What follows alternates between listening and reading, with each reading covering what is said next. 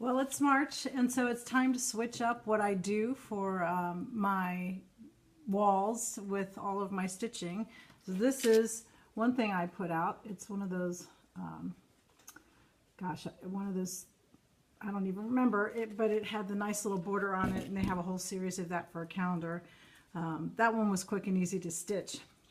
But then my favorite is the tall guys that I switch out. Now this one, they didn't have a tall guys for St. Patrick's Day, and I come from a very Irish family, so the St. Patrick's Day holiday is a big deal for us.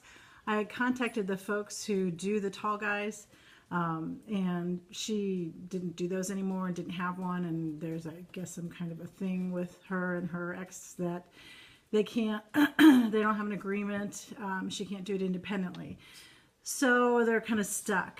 So what I did was I took some of the tall guys and just recreated them with my own design to create the St. Patrick's Day one. There's a bit of a glare there, but can you see that? The fun part was the rainbow at the bottom. And of course, I love the way it got stitched or framed with the St. Patrick's Day stuff. So that one was fun for me. It was fun to design it, and it was fun to come up with the colors and how to make it really look St. Patrick's Day. The other good, exciting news I have is I finally finished beading. I am so excited that I finally finished the 3 kings. So here are the 3 kings, and it's really hard to see the beads. There's beads throughout all of the border here. You can see a little bit of that. There's beads straight through all of the kings. The border goes all the way around, and then at the very bottom there is buttons, and they'll be laying flat when they get framed, but they twist a little bit because of how they are. But that's all beaded. The whole thing was beaded. So that was quite the challenge, and it was fun, but I'm glad it's done. So now it's on to the next challenge. I have something I'm going to do for Christmas for a friend of mine, so I have to get some threads for that. I thought I had the threads, but I didn't. So those are on order, and hopefully that'll get done soon. And so in the interim, I'm working on the canvas work for something I got at Stitch Away, which I'm very excited to do. I'm kind of big about the colors. Colors really attract me. So this is what I'm doing, but I'm not actually doing it this way. I'm doing it with these squares reversed.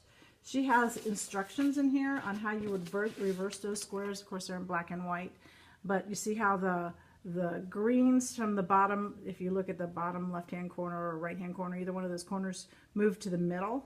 So you've got the greens on the inside, and it's not such a yellow blob in the middle. So that's what I'm doing. The colors are a lot of fun. It's a quick thing, so this is how it looks so far. It's just the 4 squares in the middle. The trick is of all the ones that I picked that I like to do of hers differently, she didn't put the right numbers down here. So I've got to flip it so that the A's go down here, and it's going to be interesting to see that I don't mess it up doing all the stitching. But the colors are all cottons and silks. You can see all the colors in here. It's so much fun to have that much color to work with, and the little squares go pretty quickly if you count them correctly.